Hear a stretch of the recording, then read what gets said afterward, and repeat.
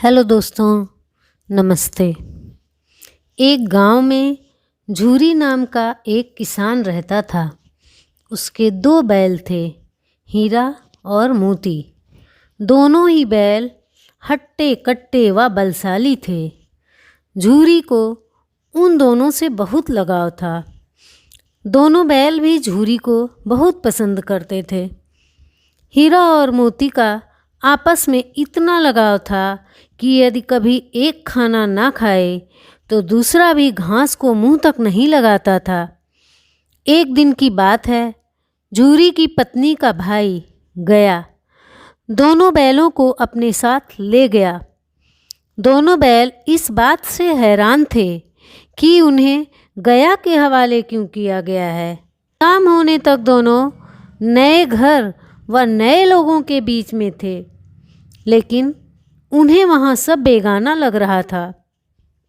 रात को जब सभी सो रहे थे तो दोनों रस्सी तोड़कर झूरी के यहाँ भाग खड़े हुए। सुबह सवेरे ही जब झूरी ने उन्हें अपने यहाँ देखा तो दौड़कर गले से लगा लिया। सब देखकर झूरी की पत्नी बिल्कुल खुश नहीं थी। उसने दोनों को खूब खरी खोटी सुनाई और यह निश्चय किया कि दोनों को खाने में केवल सूखा भूसा ही मिलेगा। अगले दिन गया फिर आकर दोनों बैलों को अपने साथ ले गया।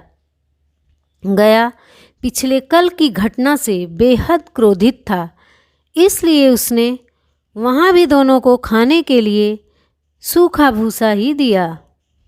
किसी तरह रात कटी और सुबह दोनों को हल जोतने के लिए खेतों में ले जाया गया। हालांकि दोनों ने जैसे एक कदम भी ना उठाने की कसम खा रखी थी। दोनों की खूब पिटाई हुई। रात को खाने में फिर भूसा मिला। दोनों निराश खड़े थे। तभी वहाँ एक छोटी सी लड़की आई और दोनों को एक एक रोटी खिलाकर चली गई। एक एक रोटी से दोनों का पेट तो नहीं भरा, लेकिन उनके दिल को सुकून जरूर मिल गया। पता चला कि उस लड़की की सगी माँ के मरने के बाद वह सौतेली माँ के पास रहती थी। उसकी सौतेली माँ उसे मारती रहती थी। शायद यही वजह थी कि उसे बैलों के लिए अपनापन था।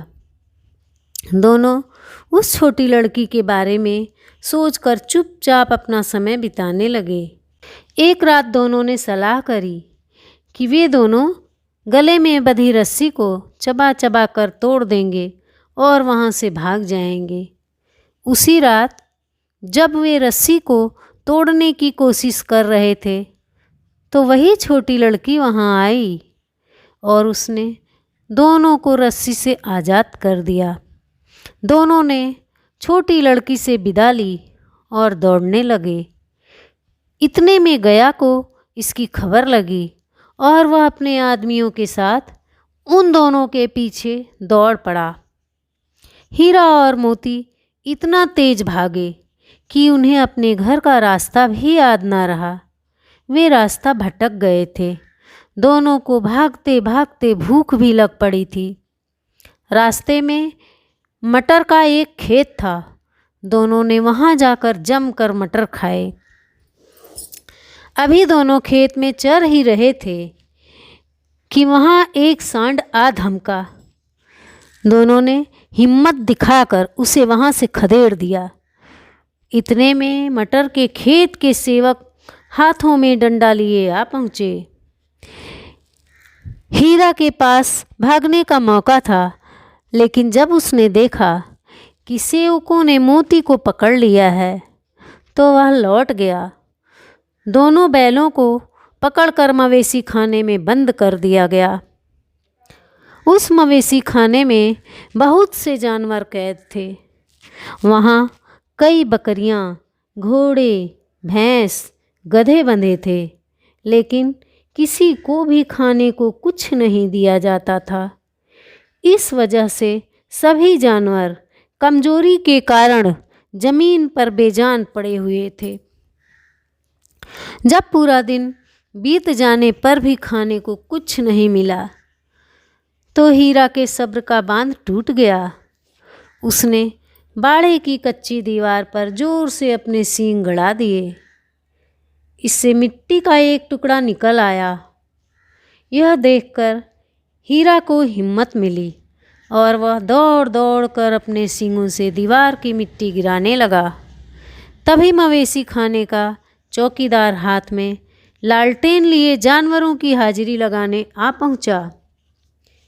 हीरा की करतूत देखकर उसने उसकी डंडे से पिटाई शुरू कर दी और उसे मोटी रस्सी से बांधकर वहाँ से चला गया। हीरा ने मोती से कहा, आज अगर यह दीवार गिर जाती तो यहाँ बंधे हुए कितने ही जानवर आज़ाद हो पाते। यदि ये थोड़े दिन और यहाँ रुके तो कमजोरी से इनका मरना निश्चित है। यह सुनकर मोती बोला, अगर ऐसी बात है तो मैं भी जोर लगाता हूँ। ऐसा कहते ही मोती ने दीवार में उसी जगह वार किया और लगभग 2 घंटे की कड़ी मेहनत से दीवार को तोड़कर गिरा दिया। दीवार गिरते ही घोड़े, भैंस, बकरियां सब जल्दी से भाग गईं, लेकिन गधे वहीं खड़े रहे। लाख मनाने पर भी गधे अपने डर की वजह से वहीं खड़े रहे। उधर मोती अपने दोस्त हीरा की रस्सी को तोड़ने की पूरी कोशिश करता रहा। अब जब सुबह होने वाली थी तो हीरा ने मोती से कहा, दोस्त, मुझे नहीं लगता कि आज यह रस्सी टूटेगी। तुम यहाँ से भाग जाओ, वरना सबको पता चल जाएगा कि यह सब तुमने ही किया है। मुझे यहीं छोड़कर तुम चले जाओ। यह सुनकर मोती की आंखों में आंसू आ गए। वह हीरा से बोला, मित्र, मैं इतना स्वार्थी नहीं हूँ कि मुश्किल के इस समय में तुम्हें छोड़कर चला जाऊँ। मैं मरते दम तक तुम्हारे साथ रहूँगा। मुझे हर अपराध की सजा स्वीकार है।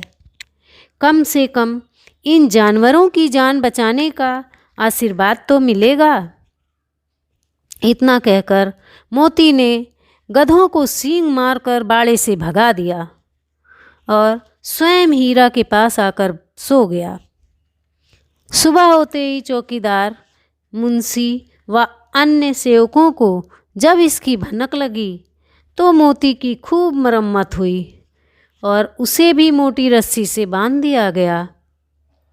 लगभग 1 हफ्ते तक दोनों वहीं बंधे रहे, लेकिन उन्हें खाने को कुछ नसीब नहीं हुआ। उन्हें केवल पानी ही पिलाया जाता। दोनों की हड्डियां निकल आई थीं। एक दिन बाड़े के सामने उनकी नीलामी शुरू हुई, लेकिन वो इतने कमज़ोर थे कि उन्हें खरीदने के लिए कोई तैयार नहीं था। तभी एक आदमी सामने आया और दोनों बैलों को टटोलने लगा। मुंशी से कुछ मोल भाव करने के बाद वह उन दोनों को लेकर चल पड़ा। दोनों बैलों की नीलामी हो चुकी थी। हीरा और मोती दोनों डरे हुए थे। उनसे चला भी नहीं जा रहा था, लेकिन डंडे के डर से बेचारे उस आदमी के साथ साथ चलने लगे। सहसा दोनों को महसूस हुआ कि यह वही रास्ता है जहाँ से गया उन्हें ले गया था। वही खेत, वही रास्ता और वही कुआं तो है जहाँ पर वे हल जोतने आया करते थे। अब उनकी सारी थकान दूर होने लगी और वह दोनों तेज तेज चलने लगे। जैसे ही उन्हें अपना घर और अपने बांधे जाने की जगह दिखाई दी, दोनों भागकर उस ओर चल दिए। द्वार पर झूरी बैठा हुआ था। जैसे ही उसने दोनों बैलों को देखा, उसने उन्हें गले लगा लिया। दोनों बैलों की आंखों में आंसू आ गए। तभी वह आदमी वहाँ बैलों के पीछे पीछे पहुँच गया और उसने दोनों बैलों की रस्सियाँ पकड़ लीं। झूरी बोला, ये मेरे बैल हैं, आदमी ने कहा, मैंने इन्हें मवेशी खाने की नीलामी से खरीदा है। झूरी तपाक से बोला, मेरे बैलों को बेचने का हक किसी को नहीं है। अगर मैं इन्हें बेचूंगा तभी ये बिकेंगे। आदमी ने जवाब दिया, मैं थाने में जाकर रपट दर्ज करवाता हूँ। झूरी बोला, ये मेरे बैल हैं। इसका सबसे बड़ा सबूत यह है कि यह मेरे द्वार पर खड़े हैं। फिर उस आदमी ने आओ देखा ना ताओ और बैलों को अपनी ओर खींचने लगा। तब दोनों बैलों ने उसे अपने सींगों से खदेड़ दिया और गांव से दूर भगा दिया। इतनी देर में दोनों बैलों के लिए भूसा, दाना और चारा भर दिया गया। हीरा और मोती दोनों मिलकर चारा खाने लगे। झूरी साथ में खड़ा उन्हें सहला रहा था।